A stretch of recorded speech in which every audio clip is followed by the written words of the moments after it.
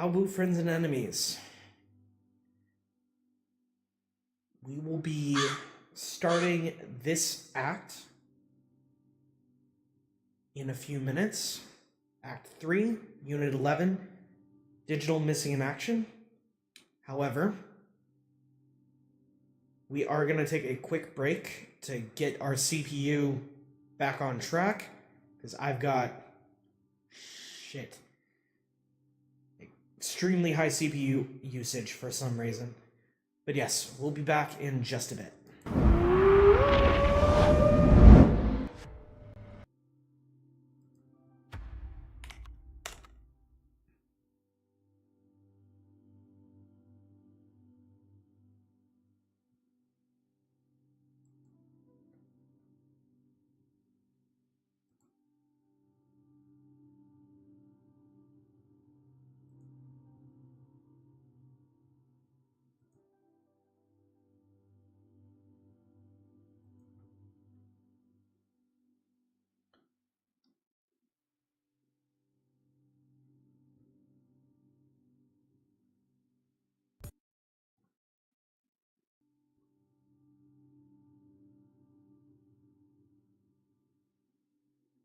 無限大な夢の後の何も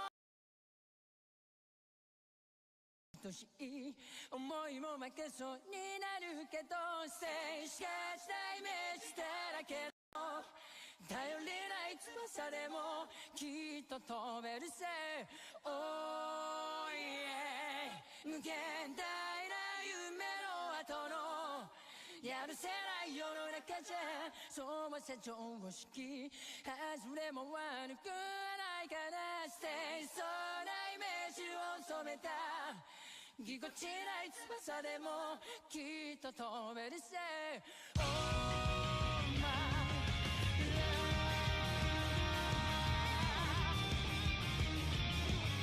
ご機嫌な蝶になってきらめく風に乗って今すぐ君に会いに行こう余計なことなんて忘れた方がマシさこれ以上されてる時間はない何がこ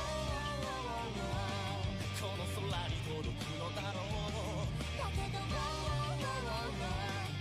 明日の予定もわからない無限大な夢の後の何もない世の中じゃそうさ愛しい思いも負けそうになるけど静止化したイメージだらけど頼りない翼でもきっと飛べるさ Oh my life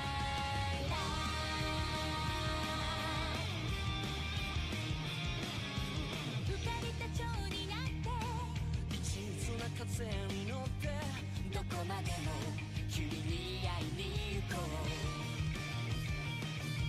曖昧な言葉って意外に便利だって叫んでるヒットソング聴きながら何かこの街に響くのだろうだけど期待してても仕方ない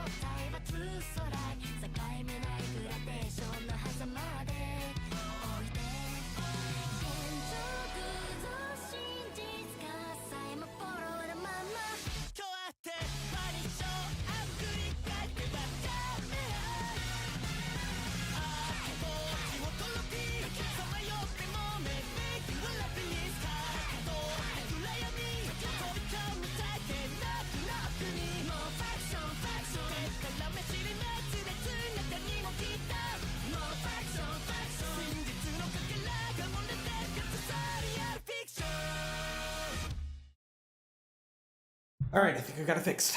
Okay. Welcome back, everyone. Alright, for those of you joining us on YouTube, welcome. For those of you who were on Twitch, welcome back. I do apologize for all of the technical difficulties we've been having today. We just finished Act 2 of Digimon Seekers. It is a 4-act web novel. Just a recap of the last chapter.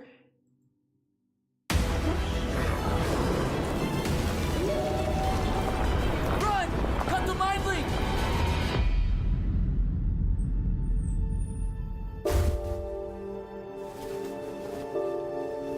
Edgy. So you're really Edgy Nagasumi? The mission objective is to neutralize the X-Country data server and capture the state-secret class Digimon. This is a free fight. Leon, it was good to see you again. Hackers and codecrackers must settle their dispute.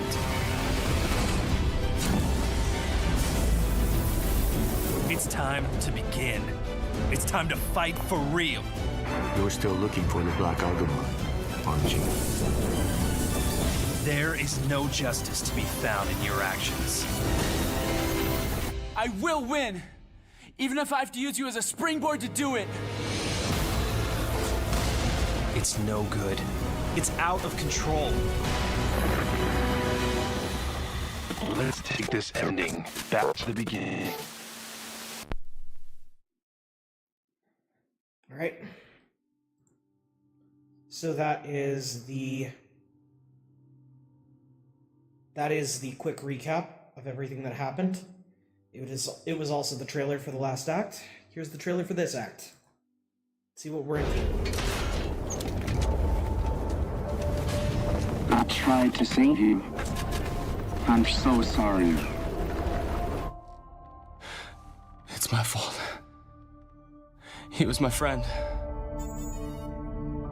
You are home, aren't you, Codecracker Fang? It is the duty of the Digi-Police to protect the digital world from code crackers. What are you plotting, Kosuke? With that Digimon of yours? We made a deal with Professor Ryu Senji. We're rebooting Operation Tartarus. Now, that's what I like to see.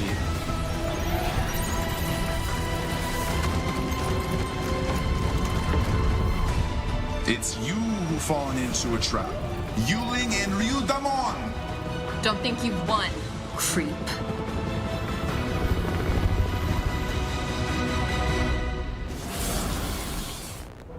I lost someone very important to me in the digital world.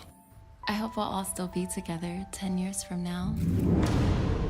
I'll see you soon, Saya.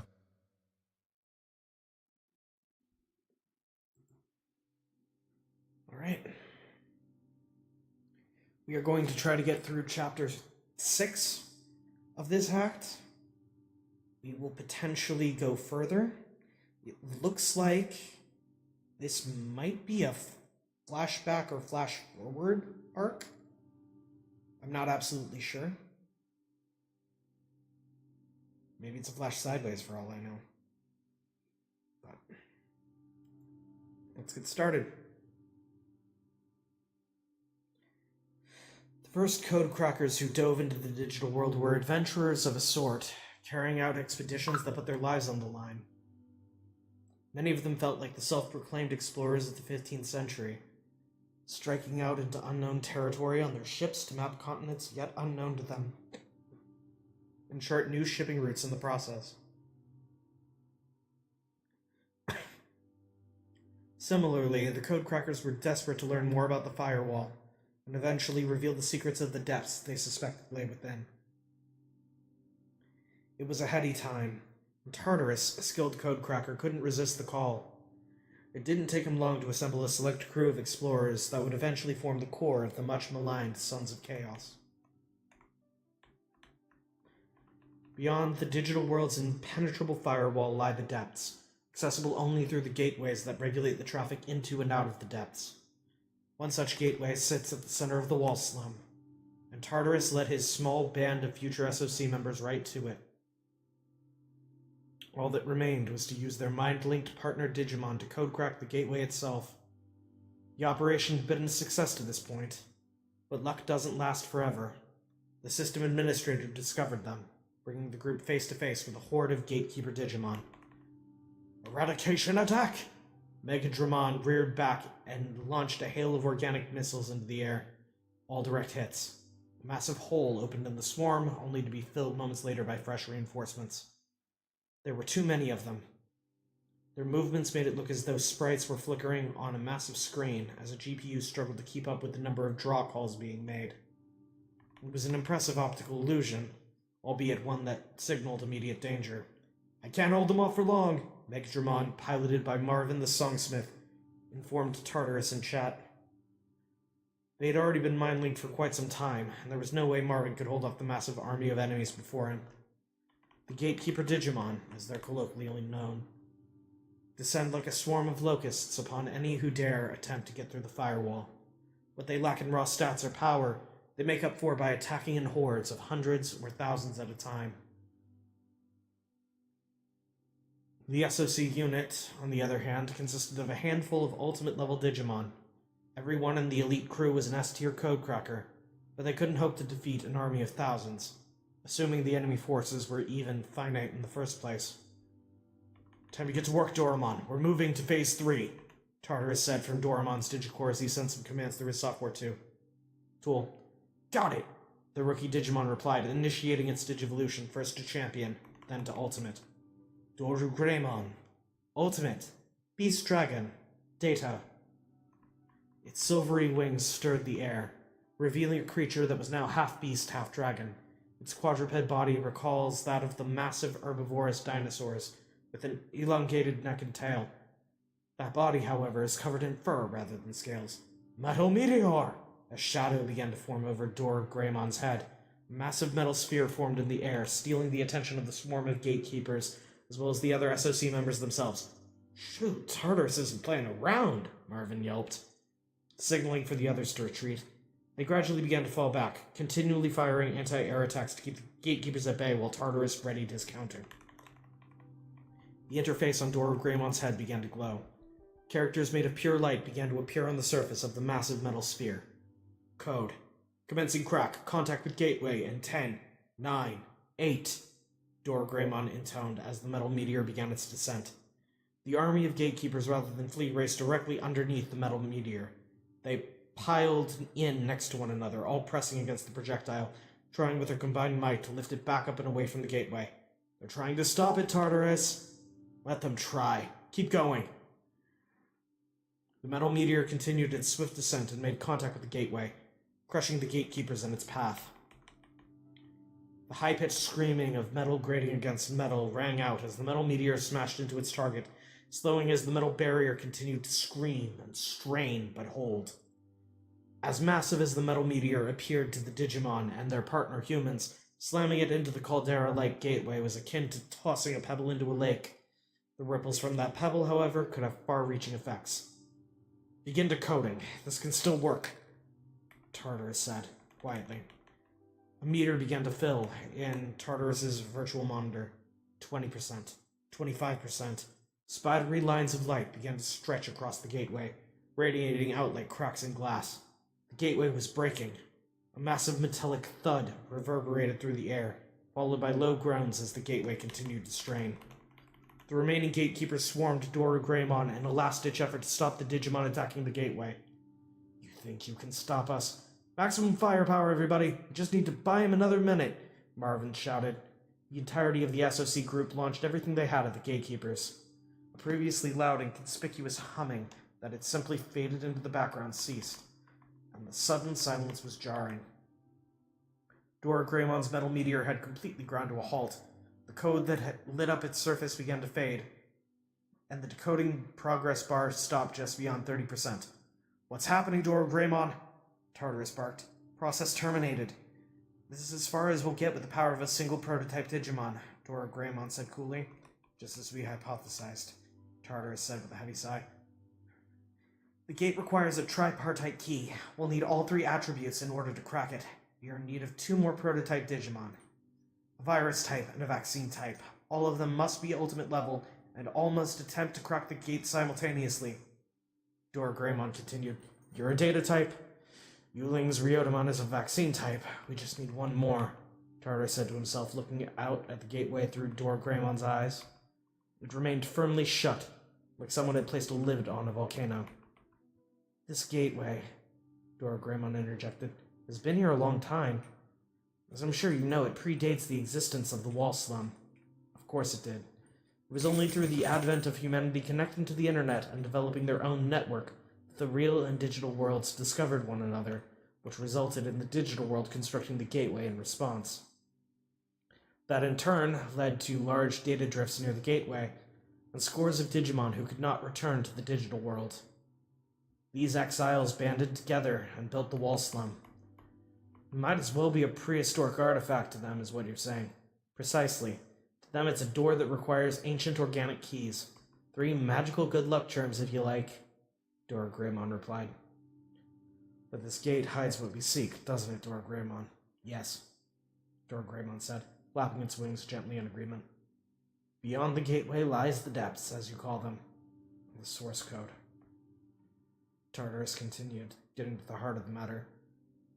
What did you call it in the real world? The Holy Grail? Dora Greymon asked. The thing with which all manner of miracles are possible, and the thing which no one must ever possess. Then perhaps you should abandon your search. Indeed. The source code beyond the gateway has the power to change the world. We cannot possibly know how it will change the world, but I believe it would be better than the world is presently constructed, Dora Greymon said solemnly, and I'll be the one to change it. You're a regular revolutionary, aren't you? Tartarus mused. For example, which revolutionary from your history would you compare me to? Well, it's not for me to say. Revolutionaries are judged in the eyes of history long after their deaths, Tartarus said, feigning ignorance. I do not wish to die. Nor do I, but there are things worth risking one's life for. Tartarus switched to the private line to Dora Greymon so they could continue their conversation undisturbed. We Digimon are born of chaos, and Digivolution is the fate that has been thrust upon us. And humans are right beside you. Over the last 2,000 years, we've simply become adept at gaming the system, so to speak. Wait, something's coming. Dora Greymon, once focused entirely on code cracking the gateway, now felt the eyes of another. The metal meteor had at last come to a complete halt, and now began to show cracks of its own. The screeching sound of metal being rent in fits and starts echoed throughout the cold era. The code along its surface began to warp and break apart. Something was destroying the metal meteor from the other side of the gate. From the depths. They're here, Dora Greymon shouted, loath as the wall slum Digimon were to actually give name to the creature that was likely fighting back. One of the 13 Royal Knights, the Guardians of Yggdrasil.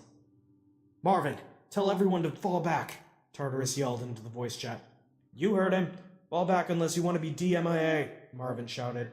One by one, the SOC Digimon began to flee without hesitation. Dora Greymon and Tartarus took off after them. The gateway receded into the distance. Each and every one of them knew they didn't stand a chance against one of the Royal Knights. Not even as a team. The Royal Knights, Tartarus said softly to himself, looking back at the gateway as Dora Greymon carried them further into the air. He then watched through Dora Greymon's eyes as a flash of light split the metal meteor in two, and it disintegrated. What neither the codecracker Tartarus nor his partner Digimon Doraemon knew at the time was that it would be many, many more years before they would attempt to crack the gateway again.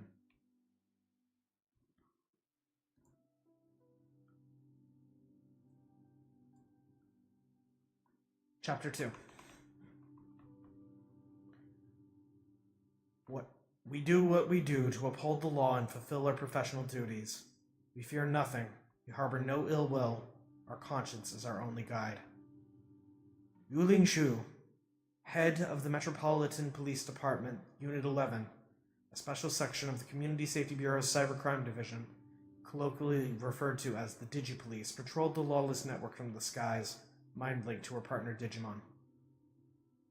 Yurugama, her dragon-like ultimate-level Digimon, found itself some codecracker Digimon on this particular patrol. They were now rounding up the miscreants with its powerful omnidirectional attacks. Oh, so that was an attack. Hold on. Let me see if I can pronounce it correctly. Hold on. Jorug Juoguruma. Okay.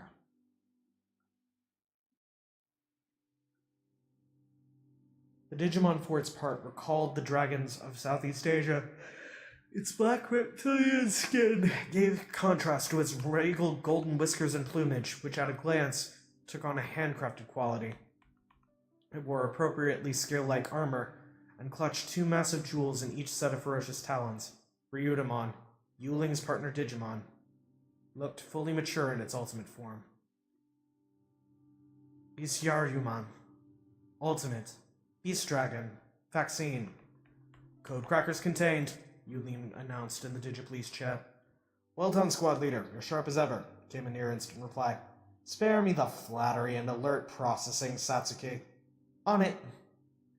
Deputy Squad Leader Satsuki Tamahime replied in classic carefree fashion, hitting the code crackers with one more attack from her Numamon as she contacted the appropriate officers.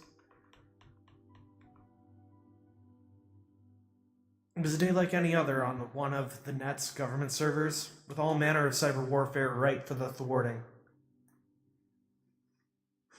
In Japan, that duty fell to the police, largely thanks to Yuling's presence at the department. The Public Safety Bureau and Ministry of Defense had no real anti-Digimon units to speak of, meaning Yuling's unit was Japan's de facto line of defense against Digimon crime. What'd we catch, Hisaryumon? Yuling asked, hololizing herself, as Hisaryumon alighted near one of the restrained Digimon. Familiar foes, all. Cyborg-type Digimon, engineered for data collection, came the reply. A top-line analysis of the seized Digimon gleaned from Hisaryumon's scans. So it seems they were out-of-state secrets, judging by their backup functions and other tools. I would venture that they were sent by a familiar overseas adversary. Hisaryumon continued extrapolating their initial analysis. Yuling trusted Hisaryumon's analysis more than that of any so-called expert in the field. Cat and mouse game. It appears there are still a few in operation. What say you? Shall we send one or two back, perhaps with a little souvenir in hand? If your hunch as to who's behind the attack is correct, this is above our pay grade. The Japanese police meddling in international issues, best left to diplomats, and international courts, was a recipe for disaster. Even if they were wrong, current law forbade preemptive strikes on other nations' servers. Yes, indeed. But why not? It's not likely to have any bearing on what happens to them once they return to their home countries. Yuling was in a rather playful mood. Why shouldn't she engage in a bit of petty revenge? As you wish, Hisaryumon said cheerily, and set to work on the restrained Digimon. Yuling drifted back into her own memories at the sight of the interface on Hisaryumon's forehead. She once knew someone who had a Digimon with the same tech attached to their forehead. Where are you now, Kosuke? And what are you up to with that Digimon of yours?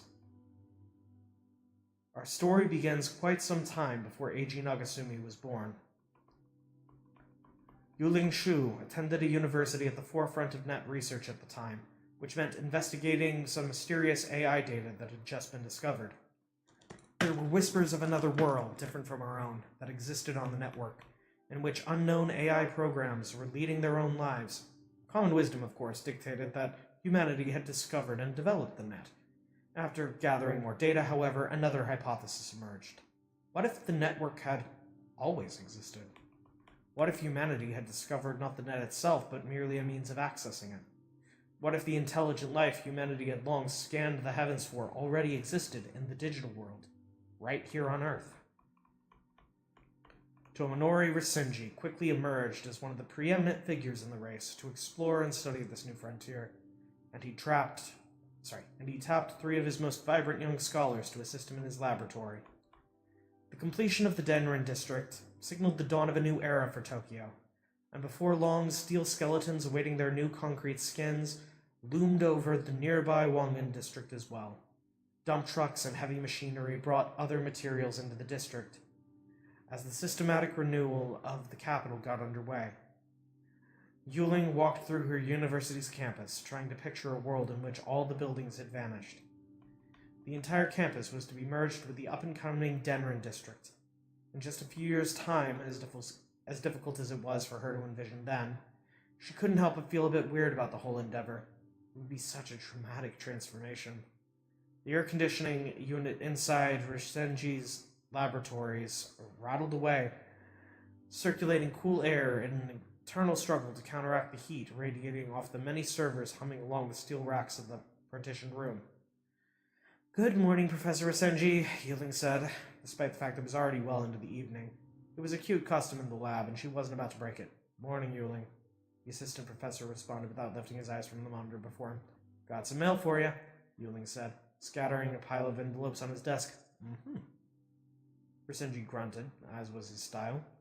Yuling wondered how long he'd been locked in a staring contest with his monitor. "I delivered the mail, okay? Acknowledge me with your words and eyes so we don't end up playing Did Yuling Deliver the Mail? I hate that game. There's the bug. Who wrote this awful code? You, probably." "Yeah, no, it couldn't have been, could it? All he had to do was look at the comment history to find his answer, and yet..." "Has my proposal to establish a proper server room still not been approved? It's freezing in here." Yuling griped as she took up the jacket hanging on the back of her chair and put it on. "They're going to move the entire campus over the next several years. It's been reason enough to refuse funding for projects of all shapes and sizes. They're holding on to every last bit of money they can. And yet they're on our case in the best of times for using too much electricity. I'm trying to help," Yuling scoffed. "I keep telling them how important the next 3 years will be," Rishenji grumbled. He did a lot of that these days. "I hear investment in our field is quietly exploding around the world, like exponentially. Our advantage could vanish overnight. What are the politicians going to do if the world leapfrogs us? Should we get the jump on it and go overseas now? I bet you're in high demand." "Wait just a minute, Yuling. Are you proposing we turn around and sell our nation's crown jewel for a song?" Hold on. Just realized it's a different character. Hold on. "Wait a minute, Yuling. Are you proposing we turn around and sell our nation's crown jewel for a song?" Yelped a voice through one of the steel racks. There, on 3 chairs lined up in between the racks themselves, lay a man. "Didn't see you there, Kosuke," Yuling said coolly to the upperclassman. "Slept in the office again," he said matter-of-factly. Judging by the increasingly thick scruff on his face, and the fact that he was in the same clothes she saw him in the day before last, Yuling suspected again was code for hadn't been home in several days. Uncomfortable or not, Kosuke Kisakata. Okay. Kosuke Kisakata was part of the Rishenji Laboratories team. "At least wash your face and brush your teeth. Did you even bring a change of clothes?" "Oh, about that," Kosuke began when the door to the lab burst open, revealing a petite woman. "Feeding time, you feral beasts!" In a flurry of activity, she shoved aside the items on the meeting table to make room for a stack of takeaway beef bowls. "Ah, yes, I'm starving." "Here's your change of clothes, Kosuke," she said, tossing him a paper bag. "Saya, did you go all the way to Kosuke's house to get him a change of clothes?" Yep, and oh, don't worry, I brought you some food too. Pork bowl, right?" Saya beamed, handing Yuling a takeaway bowl. "Thanks, here's some catch." "Put that away, it's Dad's, the professor's treat. It came with a pork miso soup too." "Oh, really? Oh, you don't see that every day," Yuling said with no small amount of surprise as she glanced over at Professor Rishenji.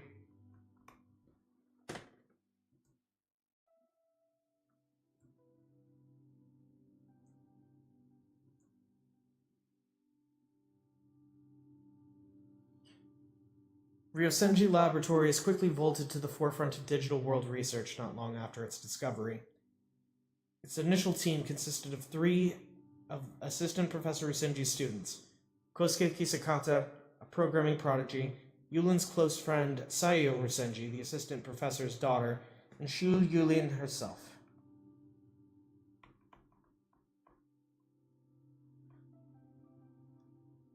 You've got to quit coddling Kosuke, Saya.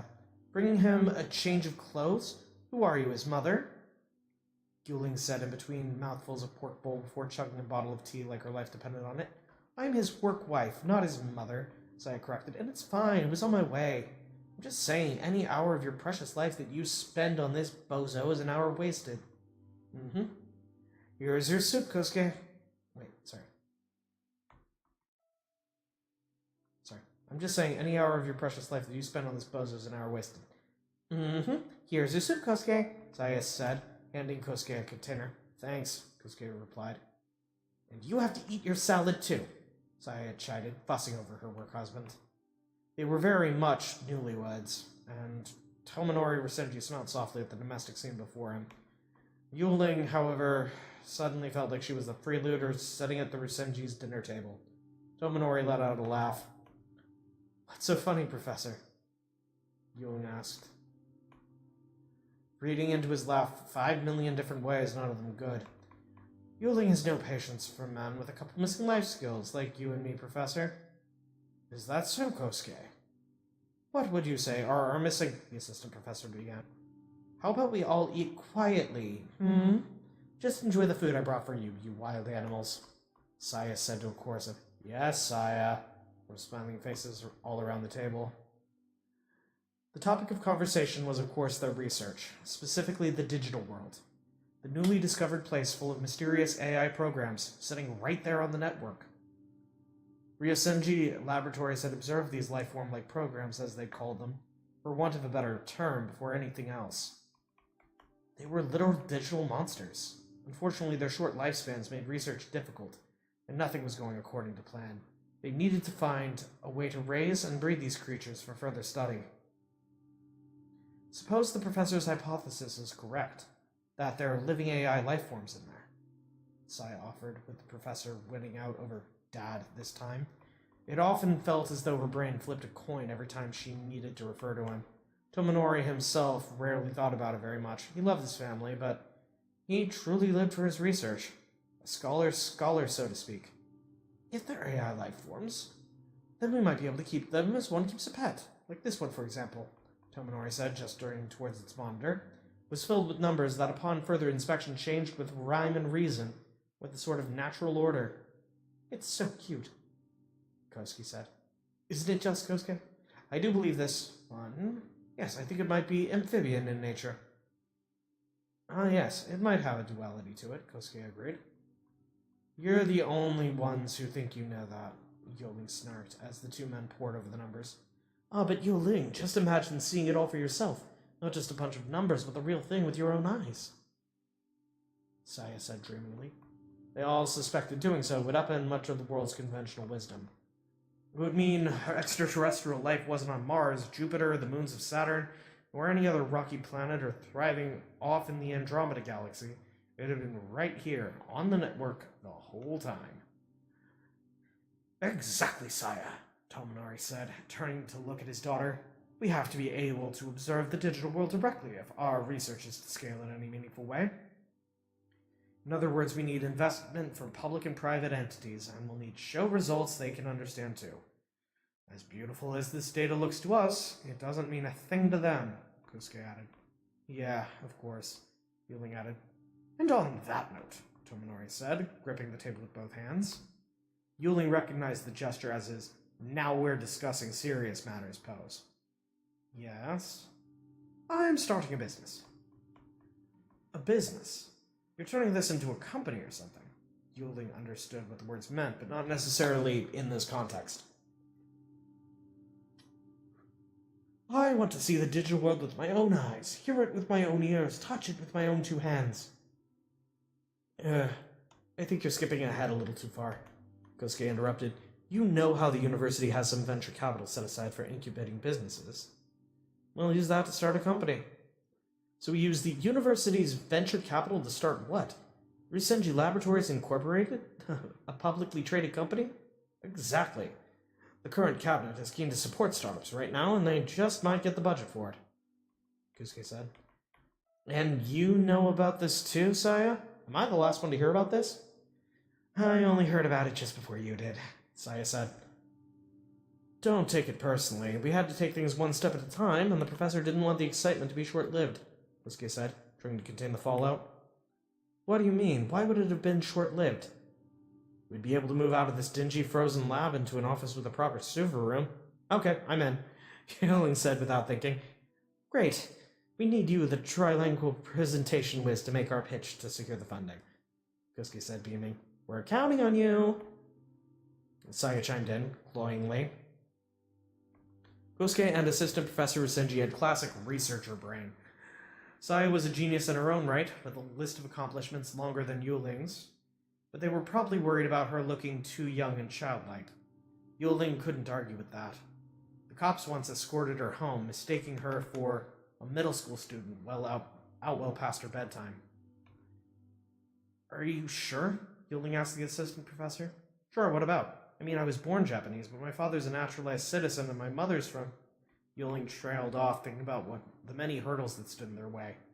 Digital world research was on the cutting edge, bumping up against a cybersecurity and national defense development. A company sinking government venture funds would no doubt trigger a background check against corporate espionage, which would complicate matters both for this new venture and Yuling herself. It may not be the most important factor, but she worried her nationality would become an issue. And how is that a problem? Tomonori said, looking Yuling straight in the eye. Yuling, Kosuke said gently, he's saying you're the only one who can do this.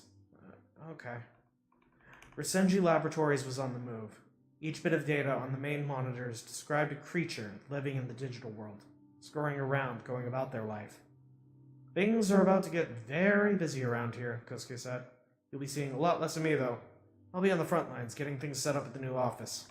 So you've already found a new office. Nice. What about your university credits? You don't have enough, do you? Saya asked with a note of genuine worry. I can stay enrolled here for a few more years, but I don't necessarily need to graduate at this point, Kosuke replied. I'll hire him even if he doesn't, Tomonori said with a smile. Yuling let out a heavy sigh. Not exactly a great thing for an educator to say, Professor, she chided. Probably not.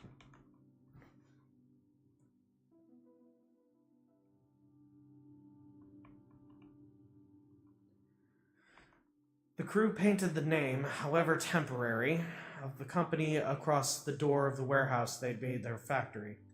Ryosenji Electronics. The factory itself was located in the Denrin district and due to be leveled in the redevelopment, but they negotiated a contract to make use of the place in the meantime. And that does it. Saya said, affixing the company's nameplate to the mailbox. Tokyo University of Electrical and Computer Engineering Ryosenji Laboratories.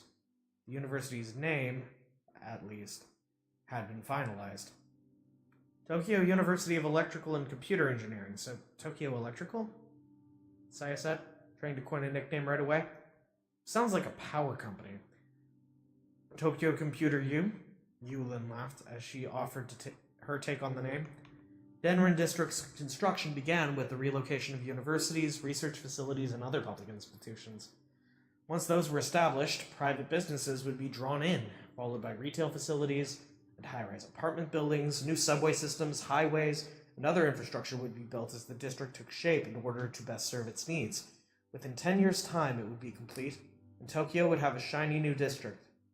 Denrin would house several special wards, built to attract people and capital from all over the world. It was a surefire way to create a more diverse multicultural capital. You seem pretty happy these days, Professor. How could I be anything but? I'm the proud owner of my very own business, and the mountain of debt I took on to do so. But never mind that right now. It was a debt that Saya wouldn't necessarily escape either. Tomonori launched Ryosenji Electronics with a mix of the university's venture capital, various government funds, and his own money. He'd agreed to shoulder a substantial amount of the financial burden, even if it had all been approved by committee.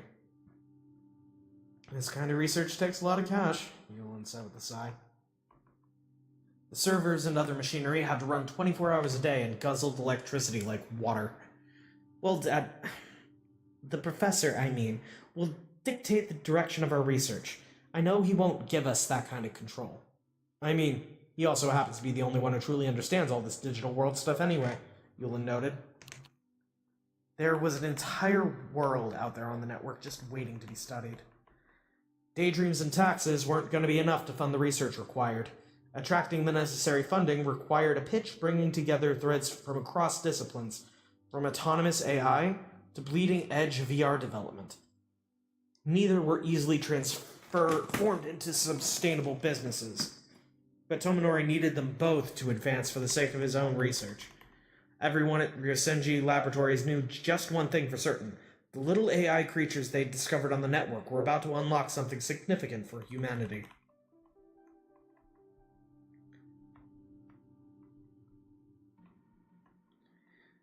The Ryosenji Electronics offices were housed in one room of a former factory, with at last a separate server room. The room itself was far more spacious than their previous laboratory, even if the venture deal hadn't given them quite enough money to build a welcoming lounge, hire reception staff, give employees free meals, or any other fancy benefits. Behold! An experimental external storage device designed to record the actions of AI life forms. The Digital Monster Dock System. Assistant Professor Ryosenji bellowed as he unveiled his new gadget prototype. Digital monsters, eh? Yulin said with a slightly puzzled look. The Digimon dock for short. Sorry, hold on, it's Saya. The Digimon dock for short. It's a mouthful, I know, Saya offered. It looks like a toy. Yulin's unvarnished assessment. It was smaller than the deck of playing cards, and sported a monochrome LCD display, with some basic controls just below the screen. It's not exactly something we're going to turn into a product. The professor needs his hobbies, Kosuke said coolly.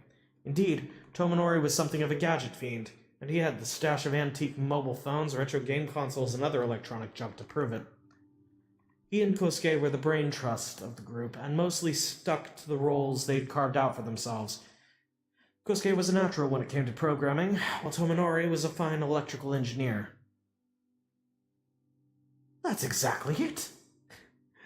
This could very well be the next innovation in the toy business. It could be a device that helps people feed and raise their beloved digital pets, Tominori said to his captive audience. We've never had a way to keep and raise these digital monsters for very long. They're fragile creatures that perish quite easily after all. Which got me thinking, is something about our network environment putting undue stress on them? What if I made something as close as possible to their natural digital habitat? That became the design ethos for this device. Keeping these AI critters alive.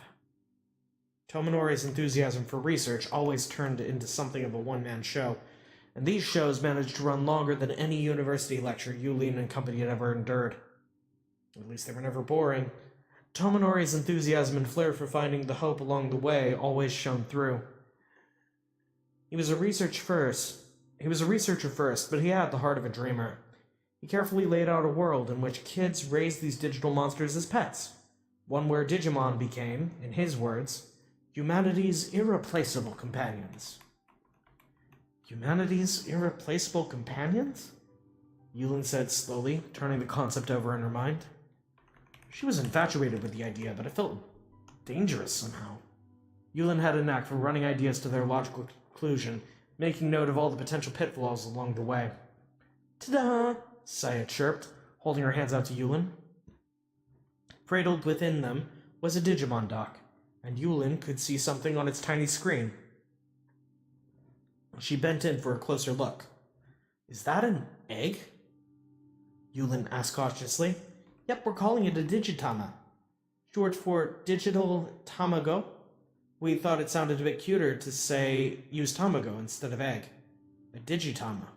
Okay, Yulin said, trying to keep up.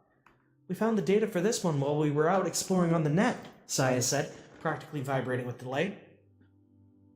And the dock allows us to see a virtual representation of its actual form, not just a series of numbers. Tominori chimed in. This is incredible, Yulin shouted. Hang on. Did I just see it move? Kosuke asked excitedly.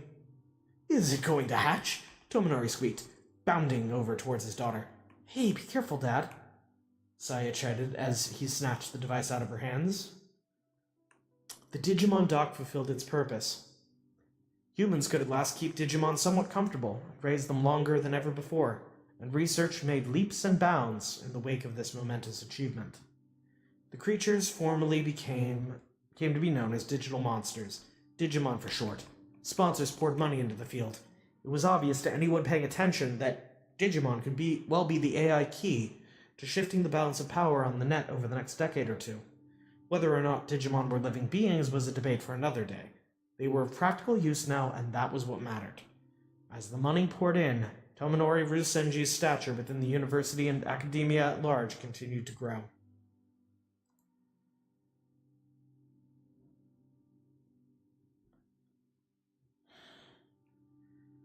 In due time, Tomonori Rusenji was promoted to a full-time professor, and around that time he was approached by a major big tech company that wanted to invest a significant sum and scale operations beyond his wildest dreams.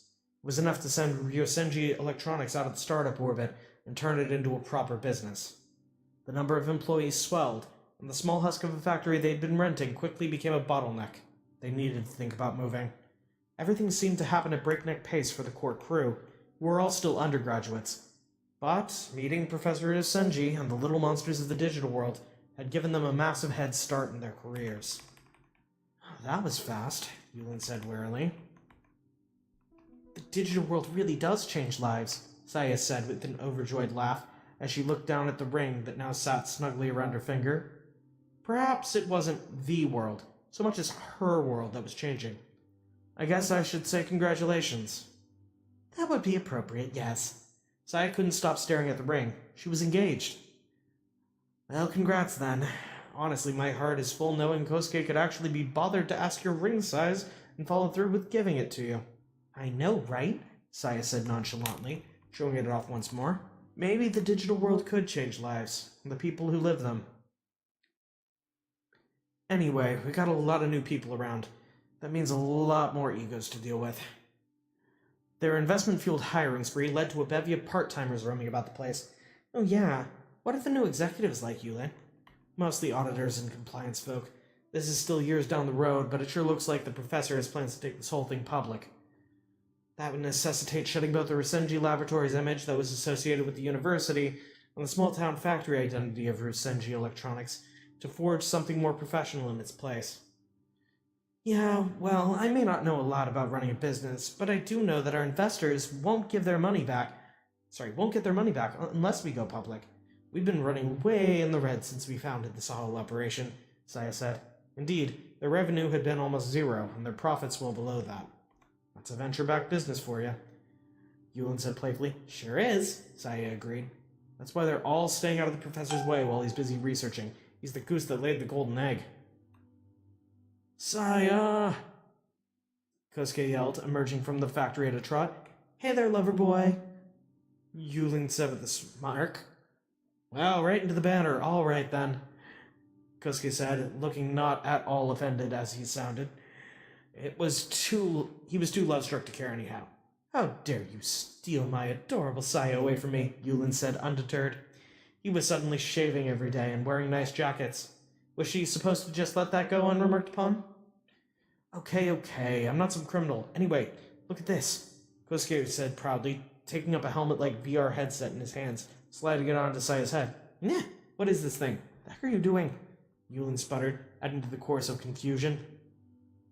I think we've done it. Look, Saya, what you're seeing is... Yeah, I see stuff, but I can't tell what any of it is. What the heck is going on? Saya shrieked in utter confusion. Monochrome images... Whoa, hold on. Monochrome images danced before her eyes. It looked like a virtual recreation of what an insect would see through its compound eyes. But Saya had a feeling it wasn't a virtual recreation at all. That it was actually being filmed from some creature's viewpoint. That's the first ever footage taken through a Digimon's eyes. You're seeing through a Digimon's eyes right now. Professor Rusenji would not rest on his laurels. He forged ahead with his research in pursuit of even more impressive results. He wanted to explore the digital world firsthand. There was so much more to learn about a world that came about on the network that a screen full of numeric values couldn't tell them. Surely there was a way to engage the 5 human senses and allow people to experience it for themselves.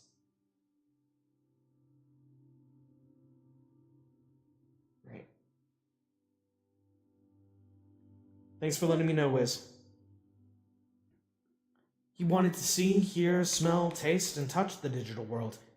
And so he shifted to researching something he called the Digicore, a piece of the heart of each Digimon into which he believed he could transfer a human consciousness, therefore making it possible to experience bodily the digital world through the Digimon's eyes. The engineering and technological foundations already existed. Neurologists were well into studying how to convert human consciousness and memories into data, specifically targeting the development of personal AI trained on that data. There were electronic devices that used sensors to directly modulate neurons, helping those who had lost their sight or hearing rebuild those nerve endings and motor functions.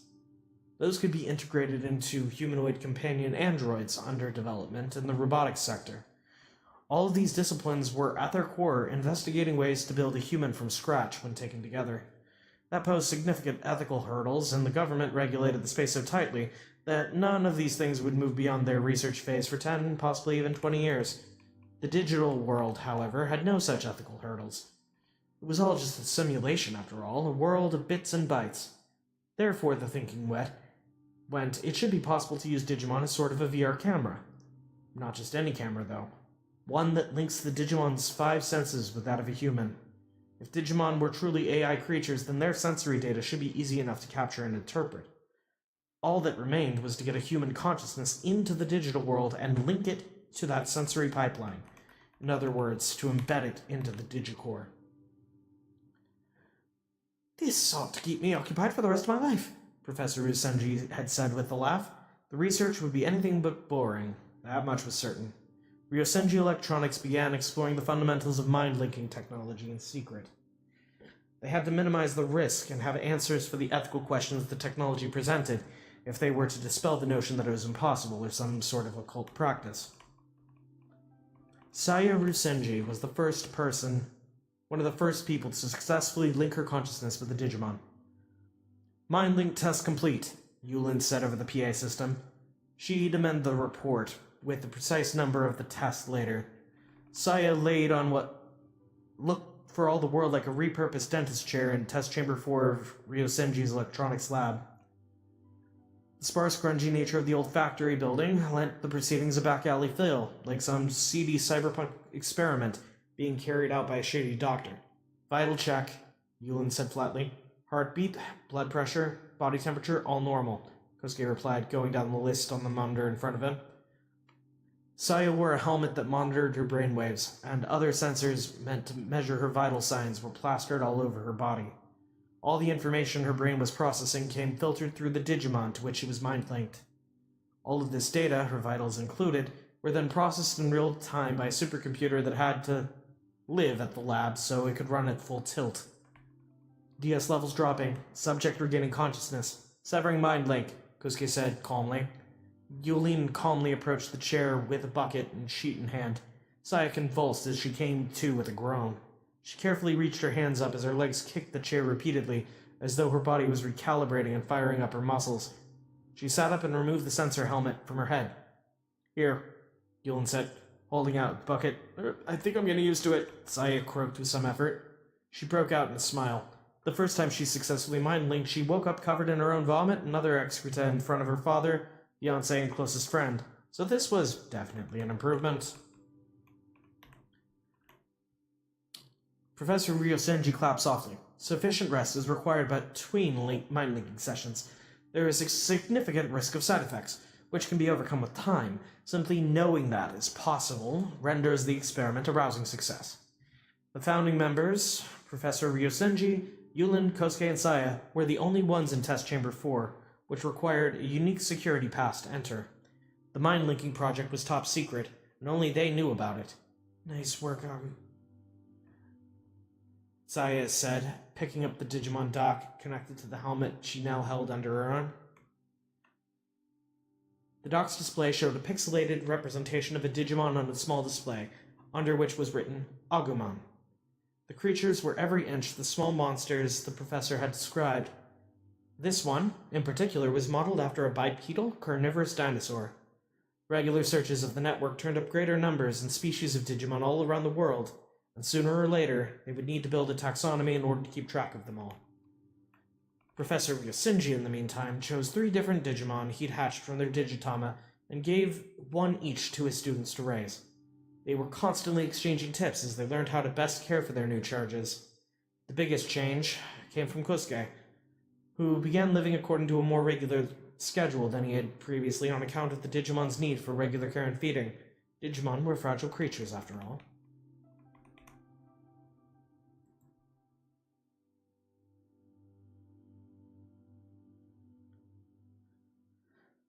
Saya's Digimon dock was home to a dinosaur-like Digimon called Agumon. Kosuke's held a ladybug-like Tentomon, and Yulin's held a Palmon. Palmon looked like, well, it looked like what it was, the result of a genetic experiment between a reptile and a flower. Its feet split into several root-like tendrils, its arms were veiny leaves from which sharp talons extended, and a massive flower grew out of the center of its reptilian head. Professor Usenji and his students gathered around the table in the test chamber, sipping tea as they went through a debriefing of Saya's latest mind-leak experiment. Unlike biotech experiments or semiconductor manufacturing, Digimon research didn't require a clean room. Did, however, require high-speed internet, servers with plenty of headroom, and a rock-solid power supply. Well, that completes the battery of tests we set out for the three of us, Yulin said, checking the schedule. They were getting used to the process of transferring their consciousness to their partner Digimon's Digicore and experiencing the world through their senses. We've successfully mind-linked in a controlled test environment, both in the lab and by not leaving the confines of the Digimon dock. Okay.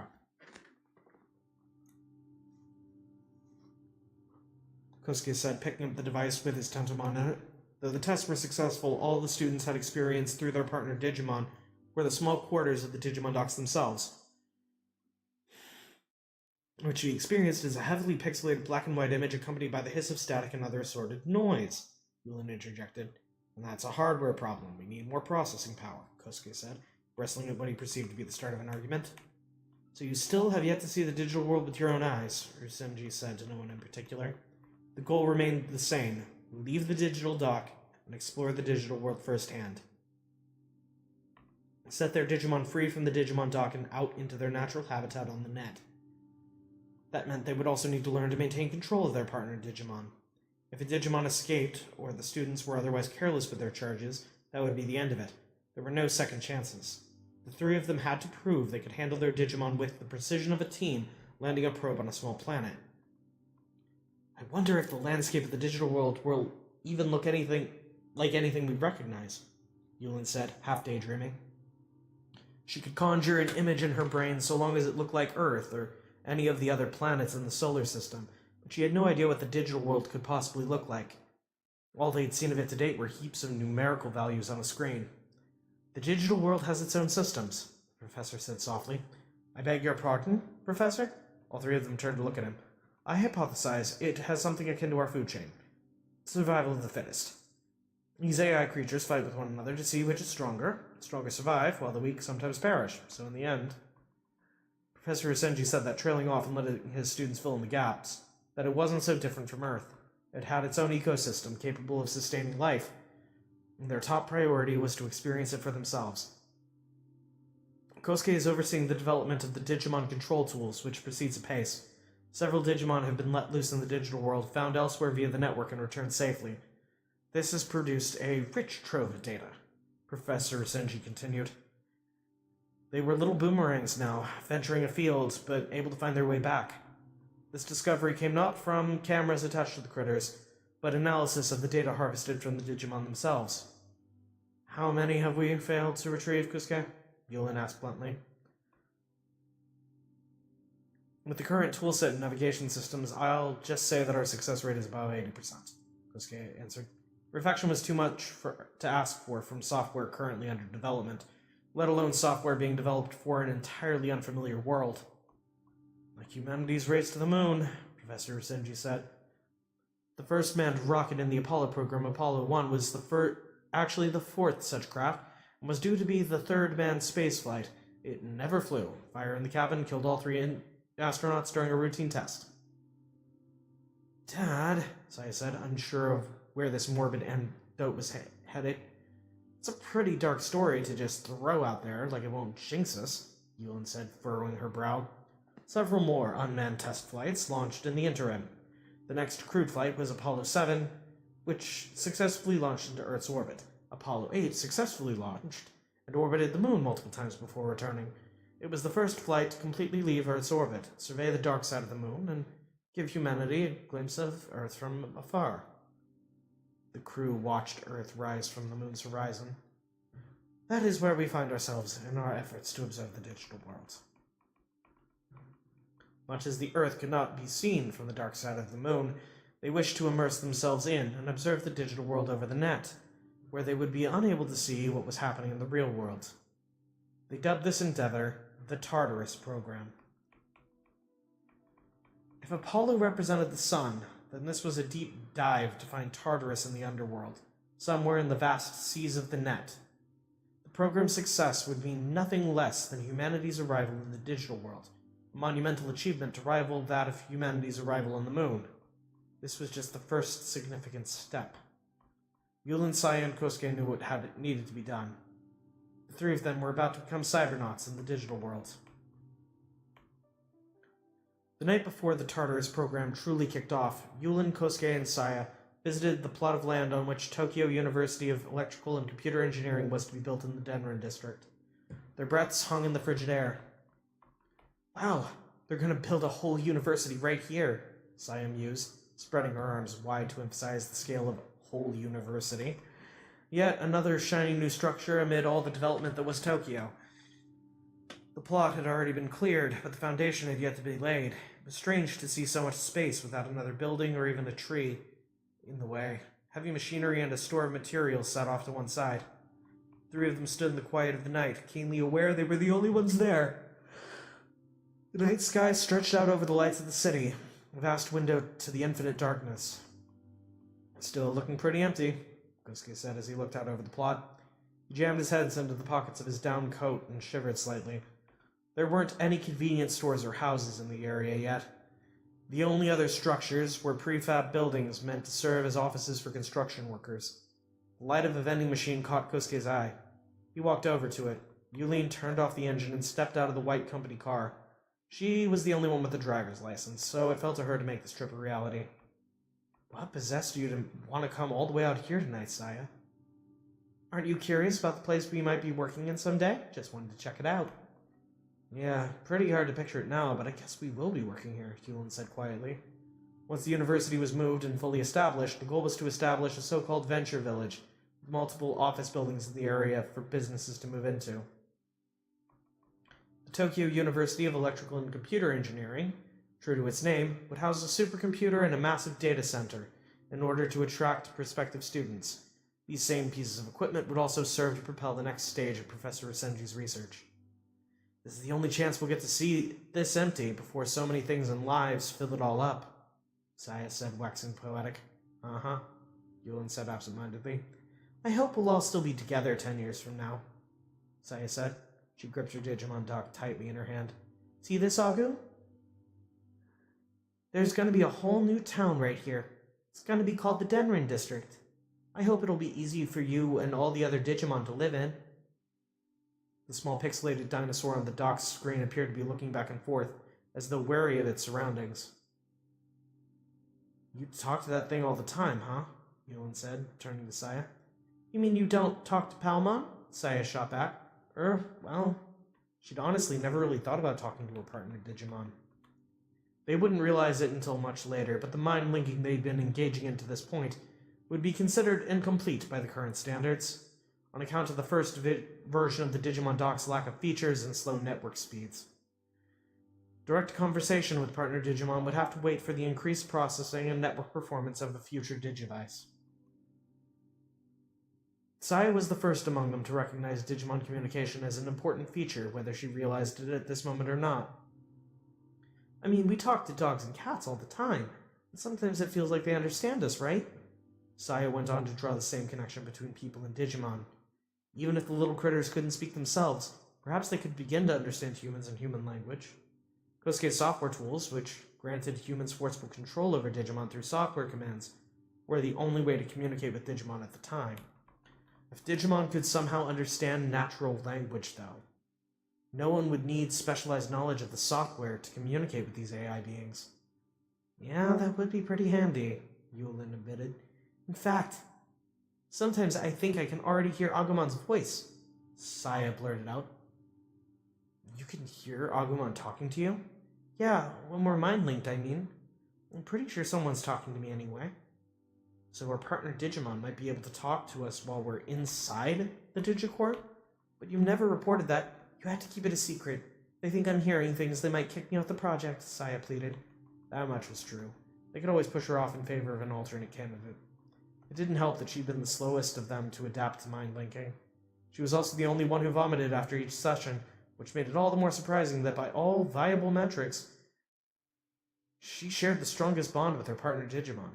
Everyone expected that her mind link with Agumon would produce the clearest footage of the digital world to date. What does it say? I don't know, but it feels friendly? Like it's calling my name, or that it's glad I've come back to play, Saya said. All things that were too squishy and metaphorical to properly quantify. But these creatures certainly had intelligence and personalities. It's just like you said, Saya said. Said what? Connecting with Digimon is incredible, and incredibly dangerous. Yeah, like encountering an extraterrestrial. The discovery of Digimon wasn't like the discovery of a new species, really. If anything, Yulin figured it was likely the humans were operating on the incorrect assumption that Digimon intelligence and society were below those of humans. She gave voice to her concern. We think we've discovered the digital world, but what if we're the ones who've been discovered? All the more reason for us to continue our studies.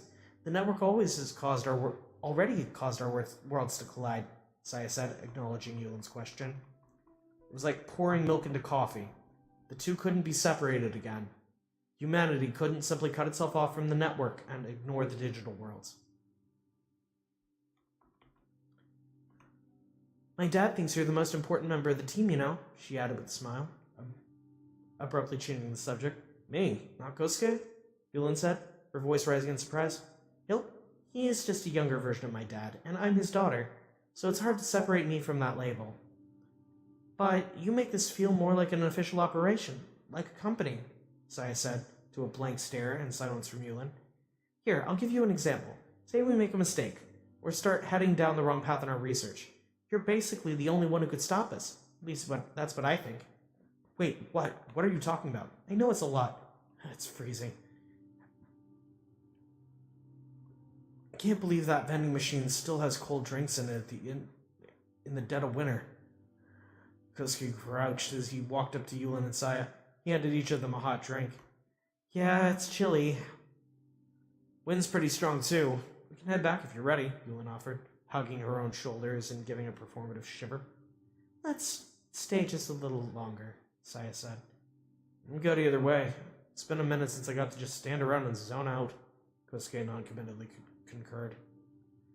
I'll be in the car then, Yulin said, resolutely walking away. She got in, fired up the engine, and turned on the heat. She watched Saya and Kosuke huddled together, looking up at the clear night sky where the moon was the only thing returning their gaze. She rested her hands on the steering wheel and watched them through the windshield. Why did they have to make such a display of everything? Slightly irritated at their showy affection, she pulled out her phone and took a sneaky photo of the two lovebirds.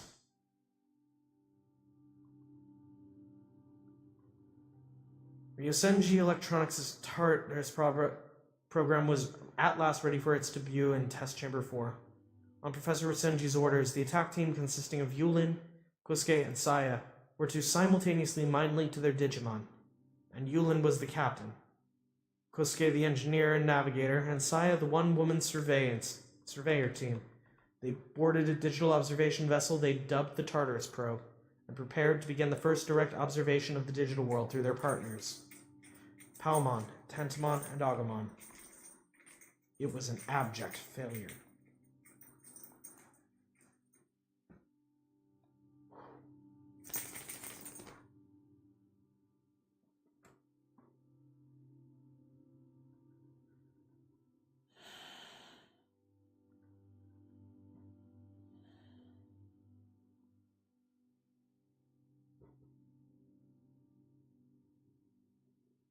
Right.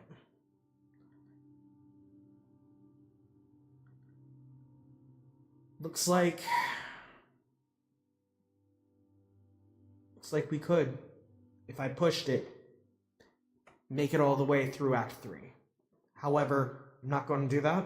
I'm going to save this next part given what little bit I saw as I was scrolling down to see basically the size of the chapter. The next one's an important one. And if anyone is watching on the VOD, you saw what I saw.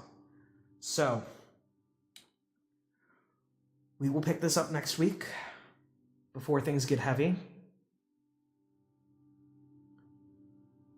Let's see if anyone's available for a raid.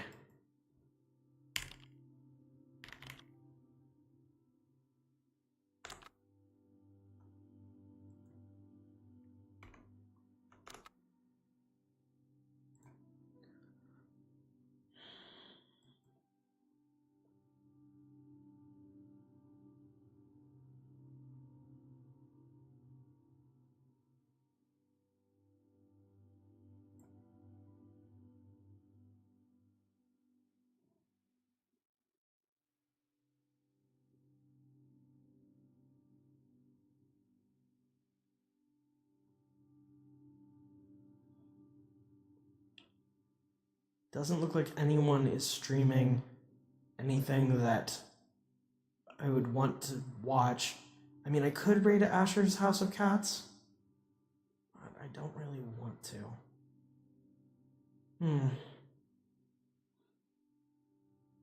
Oh. I mean, why not? Yeah.